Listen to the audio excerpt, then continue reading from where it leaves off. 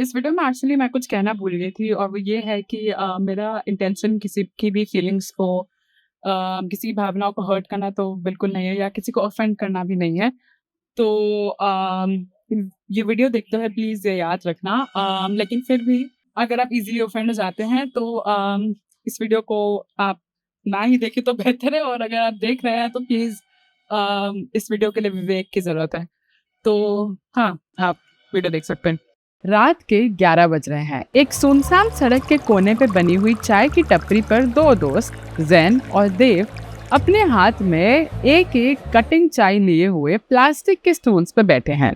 देव जो है वो अपना कुल्हड़ नीचे रखता है और जैन से वो सवाल पूछता है जो उसके मन में बहुत टाइम से है, लेकिन वो किसी हिचकिचाहट या किसी डर के कारण और ये सोच के कि कहीं वो जैन को ऑफेंड ना कर दे, कहीं उसको गुस्सा ना आ जाए, इसलिए नहीं पूछ रहा था।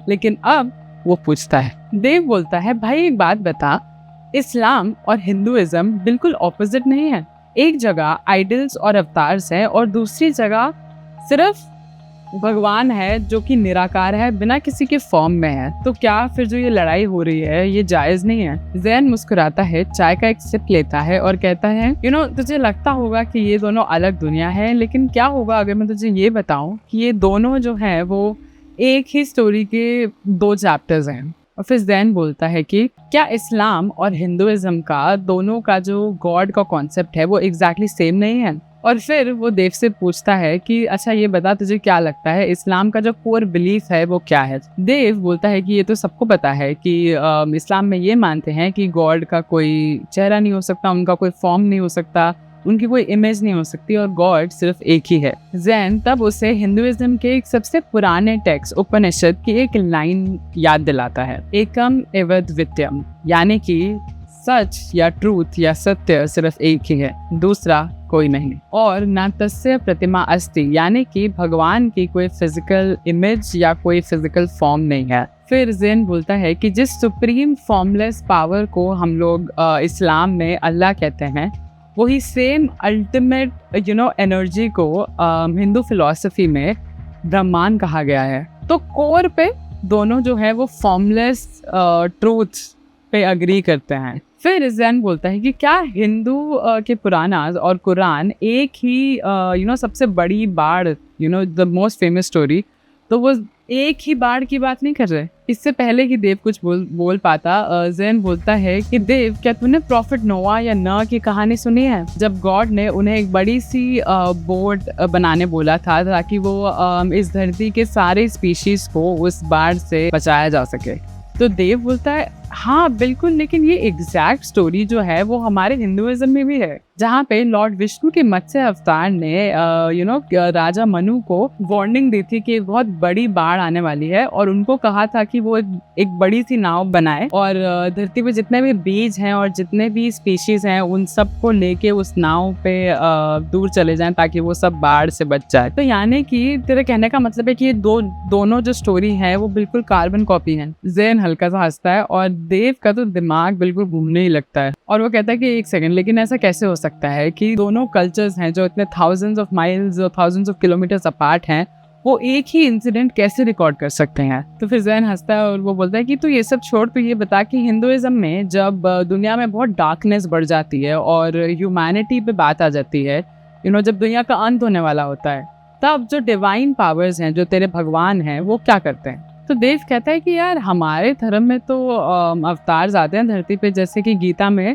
कृष्ण जी ने कहा है कि यदा यदा ही धर्मस्य, यानी कि जब जब धर्म पे बात आएगी और धर्म भटकता हुआ मिलेगा मुझे, तब मैं धरती पे आऊंगा और इंसानियत को और धर्म को बचाऊंगा। तो जैन बोलता है एग्जैक्टली। और तुझे पता है कुरान में क्या लिखा है? कि अल्लाह ने हर नेशन और हर एरा में अपने प्रॉफिट्स या मैसेंजर भेजे हैं ताकि इंसानियत भटके ना, और आगे भी जब भी इंसानियत भटकेगी तो गॉड जो है वो, अल्लाह जो है वो अपने प्रॉफिट्स या मैसेंजर भेजेंगे इंसानियत को सही राह दिखाने के लिए। तो दोनों की धारणा जो है वो सेम ही है कि भगवान या गॉड या अल्लाह जो भी है वो इंसान को कभी बिना गाइडेंस के अकेले नहीं छोड़ते। देव इस समय बहुत ही कंफ्यूज दिख रहा होता है, तो जैन उसको थोड़ा लाइट करने के लिए उसके कंधे पे हाथ रख के बोलता है कि चल तू ये सब छोड़, ये तो चलो फिर भी कहानियां हैं, ठीक है, तो हमारी हैबिट्स देख ले ना, तो देख ले how we pray, how we eat, how we live. तो जैन बोलता है कि हमारे इस्लाम में सजदा होता है जहाँ फोरहेड को धरती से टच करते हैं और सरेंडर कर देते हैं।